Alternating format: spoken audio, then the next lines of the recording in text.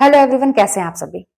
तो लगभग आपका सिलेबस कंप्लीट हो चुका है और अब आप रिवीजन करने की सोच रहे हैं और बहुत ही अच्छे ढंग से रिवीजन करने की सोच रहे हैं, क्योंकि आपको हर हाल में एक नौकरी चाहिए, एक गवर्नमेंट जॉब चाहिए, क्योंकि आपके जीवन की ऐसी की तैसी हो चुकी है। अब आप अपने जीवन में चाहते हैं कि स्थायी रूप से कहीं सेट हो जाएं। जो भी उम्र है, ज्यादा उम्र है तब भी आपको नौकरी की जरूरत है, कम उम्र है तब भी आपको नौकरी की जरूरत है। आप जितने जल्दी ये चीज समझ लेंगे कि हाँ मुझे एक नौकरी तो चाहिए चाहिए, स्थायी रूप से नौकरी चाहिए, उतना ही आपका जीवन समझिए ना कि आसान होता जाएगा आगे। तो अब आप रिवीजन करने की सोच रहे हैं, कैसे करें समझ में नहीं आ रहा है, आपको रास्ता नहीं मिल रहा है, कर तो रहे हैं आप लेकिन आपको डाउट है कि क्या सही तरीके से हो रहा है कि नहीं, कैसे करना चाहिए। सफल लोगों से आप जानना चाहते हैं, तो मैं अपना अनुभव आपसे शेयर कर रही हूँ, क्योंकि आप लोगों के प्रश्न ऐसे आते हैं कि कैसे रिवीजन किया जाए। देखिए, रिवीजन करने के समय मेरा जो अनुभव था, मेरा जो तरीका है, ये मैं बताऊंगी ना कि जैसे आपकी स्पीड जो है ना, वो घड़ी से भी ज्यादा स्पीड तेज होनी चाहिए। आप समय के साथ चलिए, घड़ी के साथ चलिए। और घड़ी से भी तेज चलने का मतलब ये है कि जैसे मैं क्या करती थी कि मैंने रिवीजन शुरू किया, ठीक है, मैंने सिलेबस पढ़ लिया। अच्छा, मैं एक चीज आपको बता दूं, एकदम मतलब ईमानदारी से बता रही हूँ कि मैं रिवीजन के लिए कभी मैंने ये नहीं सोचा था कि जब पूरा सिलेबस कंप्लीट हो जाएगा तब मैं रिवीजन करना स्टार्ट करूंगी। मैं एक तरफ पढ़ती जाती थी और पीछे से ना, जैसे मान लीजिए मैं कोई टॉपिक पढ़ रही हूँ और आगे मैं बढ़ गई, जैसे मान लीजिए मैंने आदिकाल पढ़ा, मैं अपना बता रही हूँ, आप लोग अपने सब्जेक्ट पे भी इसको लागू कर सकते हैं। मान लीजिए मैंने आदिकाल पढ़ा, मैं भक्ति काल पे हूँ, लेकिन भक्ति काल को पढ़ते पढ़ते इवन आदि काल में ही जैसे एक एक रचना काल लोगों को मैं पढ़ रही हूँ, आगे बढ़ रही हूँ, तो पीछे से जस्ट उसकी रिवीजन मेरा चलता रहता था। जो चीजें मैंने 2 दिन पहले पढ़ा था, तो उसको मतलब मैं दोहरा के, पहले पहला काम उसको फटाक से दोहरा के मैं आगे बढ़ती थी। तो मेरा रिवीजन आगे मैं बढ़ती रहती थी, पीछे से चलता रहता था। हाँ, फोकस इसी पे था कि जल्दी से मैं सिलेबस कंप्लीट कर लूं, जितना भी सिलेबस में है मैं सारे टॉपिक को टच कर लूं, उसका नोट्स बना लूं। एक भी टॉपिक ऐसा ना रहे कि वो छूटे, ये रहे कि हाँ मैंने तो ये पढ़ा ही नहीं। तो मेरा कंप्लीट करने में फोकस था, लेकिन रिवीजन मेरा साथ साथ चलता था। हाँ, जब मेरा सारा सिलेबस कंप्लीट हो गया, जो मैंने कोचिंग लिया था, अतुल एकेडमी में कोचिंग लिया था, और वहां पे जब मेरा पूरा मतलब जितने वीडियोस थे मैंने देख लिया, उसको नोट्स बना लिया, अब बारी थी बस रिवीजन करने की। तो एक रिलैक्स सा महसूस होता था कि हाँ, अब जो है मुझे लिखने का झंझट नहीं है, अब मुझे बस रिवीजन करना है। किताब भी पढ़ती थी और मैं नोट्स भी रिवीजन करती थी साथ में, और मैं टेस्ट भी देती थी टॉपिक वाइज। वो तो टेस्ट में पीछे से भी चलता रहता था, कोई भी टॉपिक वो दे देते थे। सिलेबस कंप्लीट था तो कहीं से दे कोई टेंशन नहीं था। लेकिन चीजें भूलती हैं, आपका सिलेबस कंप्लीट कर लेने का मतलब बिल्कुल भी ये नहीं है कि आपको सारी चीज दिमाग में बैठ गई। वो तो एक था, ये होता है कि हम जान लें कि है क्या चीज, सिलेबस में क्या क्या चीजें हैं, बहुत सारी चीजें हम नहीं जानते हैं। लेकिन रिवीजन करने का एक अलग ही तरीका होता है। जब आप रिवीजन करने पे बस आ जाते हैं, तो कहते हैं ना कि अपने आप पे आ गए, हम अपने पे उतारू हो गए, वो वाला एक फीलिंग होना चाहिए। जैसे मान लीजिए किसी से आपका झगड़ा होता है, तो आपके बहुत गुस्सा आ जाता है आपको, और आप कहते हैं कि अब तो मैं अपने पे जब आ जाऊंगी ना तब मैं बताऊंगी। ऐसा नहीं, वो लोग बोलते हैं अपने आप पे एकदम उतारू हो जाना। तो वो वाली फीलिंग आपको लानी पड़ेगी रिवीजन के टाइम में, तभी समझिए कि आप जल्दी से जल्दी, और जब तक एग्जाम होगा आप बहुत बार रिवीजन कर सकते हैं। और सबसे बड़ी बात है कि एक कोई भी एग्जाम निकालने का एक मूल मंत्र यही है कि आप जितनी बार रिवीजन करेंगे उतना ही आपका मतलब मजबूत होगा, आपका पॉइंट मजबूत होगा, आप आगे निकलेंगे। तो अब घड़ी से तेज चलना है आपको, मैंने ये बोला।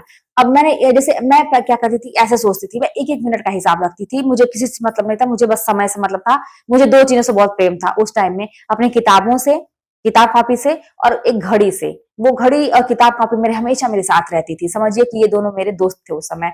अब घड़ी में मैं ये सोचती थी कि 5 मिनट में मुझे 5 चीजें याद करनी है। एक एग्जाम्पल बता रही हूँ कि 5 मिनट में मुझे 5 चीजें याद करनी है। लेकिन अगले ही कुछ मतलब दूसरे दिन समझिए, या मैं जब भी मेरे दिमाग में आता था, मैं जस्ट उसके बाद मेरे दिमाग में ये चीजें आती थी कि अब मुझे 5 मिनट में 10 चीजें याद करनी है। फिर उसके बाद अब मुझे 5 मिनट में 15 चीजें याद करनी है। मतलब अपनी स्पीड को घड़ी से भी तेज में करती थी। और यही एक तरीका ऐसा है ना, फास्ट रिवीजन करिए। बहुत ज्यादा कछुए की चाल से आप चलेंगे तो सफल आज के जमाने में नहीं हो पाएंगे, क्योंकि इतना कंपटीशन है ना, और लड़के इतने साल से जो लगे हुए हैं वो कहीं ना कहीं आपसे बहुत आगे हैं। तो आप अभी चल रहे हैं, आप अभी रेस में उतरे हैं, तो आपको उनको पीछे करने के लिए उनकी स्पीड से भी ज्यादा आपको अपनी स्पीड बढ़ानी पड़ेगी। और वो होगा कैसे, आपके हाथ में है। भैया हम ये कह रहे हैं, आप खुद सोचिए कि सिलेबस डिसाइडेड है, पहले से ये पता है कि यही सिलेबस आएगा, ज्यादा नहीं है। विश्वास मानिए, जब आप पढ़ने लगेंगे ना, तो एक टाइम ऐसा होगा जब आपका सिलेबस कंप्लीट हो जाएगा, आप रिवीजन पे रिवीजन करेंगे, आपको लगेगा कि अरे यार, इस टॉपिक के बाद ये टॉपिक है, इस टॉपिक के बाद ये टॉपिक है, इसके बाद ये है। ऐसा जैसे मान लीजिए हम कहीं कभी, मान लीजिए हम कहीं नए घर में जा रहे हैं, है ना, शिफ्ट हो रहे हैं, पहले दिन आप जाएंगे तो घर बड़ा दूर लगता है, लेकिन जब आप डेली आने जाने लगेंगे ना तो आपको लगेगा कि अरे अभी तो ये वाली दुकान आएगी, उसके बाद जस्ट ये चौराहा आएगा, फिर ये चीजें आएंगी, ये पेड़ पड़ेगा, उसके बाद से जस्ट ये घर पड़ जाएगा। तो वो चीजें ना आपको दूर लगती है। जैसे मैं स्कूल अपना जब ज्वाइन की थी तो मेरे घर से 22-24 किलोमीटर पड़ता है, इस तरह से 24 किलोमीटर एक तरह से एग्जैक्ट। तो जब मैं पहले दिन गई थी तो बहुत मतलब मेरे शरीर में दर्द होता है, ऐसा लगा कोई मार रहा है। लेकिन जब मैं जाने लगी तो अब लगता कि अरे अभी ये वाला आएगा, ये चीज आएगी, ये चीज मेरे स्कूल आ गई, तो अब आदत पड़ गई। उसी तरह से जब आप रिविजन करेंगे तो आपको सिलेबस पहले थोड़ा सा हार्ड लगेगा कि ज्यादा है, लेकिन जब आप करते लगे अरे यार ये टॉपिक के बाद तो ये है, तो ये है, तो ये है, अरे कितना आसान है, हो जाएगा। इसके लिए बस एक और आपको फॉर्मूला इसमें जोड़ना पड़ेगा, ये कि अपनी रात की जो नींद है ना उसको जरा सा कम करिए। विश्वास मानिए कि उसमें भी कुछ दिन आपको लगेगा तो नींद आएगी, भारी भारी पन सा लगेगा, लेकिन जस्ट उसके एक दिन के बाद आपको एकदम बॉडी एडजस्ट हो जाएगी। आपको ये खुशी होगी ना, आप खुशी के आगे ना ये सारी छोटी मोटी चीजें तो कुछ मायने ही नहीं रखती हैं। आपको ये खुशी होगी ना कि मैंने किया, मैंने सिलेबस कंप्लीट किया, और वहीं टेस्ट में नंबर अच्छा आ गया तो और भी अच्छी बात है। आपको कॉन्फिडेंस अंदर से आएगा, और ये छोटी मोटी चीजें परेशानी है, मुझे नींद आ रही है, मैं थक गई है, तो आपके दिमाग में आएगा ही नहीं। करके तो देखिए, ये सारी चीजें एकदम 100% वर्क करती, बस पॉजिटिव रहिएगा। हमेशा अपने दिमाग को बताइए कि हाँ मुझे याद हो रहा है। तो रिवीजन के लिए मैंने बताया कि आपको घड़ी से भी तेज चलना पड़ेगा, और इस तरह से सोचना पड़ेगा कि हाँ मतलब सिलेबस मेरे हाथ में है। जब आप करेंगे ना तो सिलेबस आपके हाथ में आ जाएगा। हमेशा इस पर फोकस करिए कि मुझे मतलब 100 में 100 ही चाहिए। अगर 125 नंबर का क्वेश्चन है तो मुझे 125 ही चाहिए, मुझे 124 पे संतोष नहीं है। अगर आप टेस्ट देते हैं, मान लीजिए वहां पे 20 नंबर का है, 30 नंबर का है, 30 नंबर का, जितने भी क्वेश्चन है मतलब वो उनके ऊपर है, 50 नंबर का है, टेस्ट आप रोज का दे रहे हैं, तो आपको ये करना है ना, जैसे हमारे रोज का टॉपिक वाले मिलते हैं वो तो और आसान है, एक टॉपिक मिला आपको तैयार करके देना है, एकदम जी जान लगा दीजिए, जी तोड़ मेहनत करिए, रात दिन एक कर दीजिए। क्यों? क्योंकि आपको 50 में 50 ही लाना, आपको 49 पे संतोष नहीं करना है।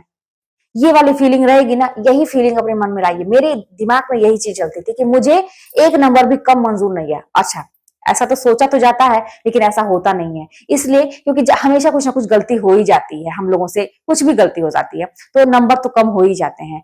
लेकिन अगर आप ये कोशिश है ना तो आप मैक्सिमम नंबर मतलब पा सकते हैं, मैक्सिमम आप पॉइंट पे रहेंगे।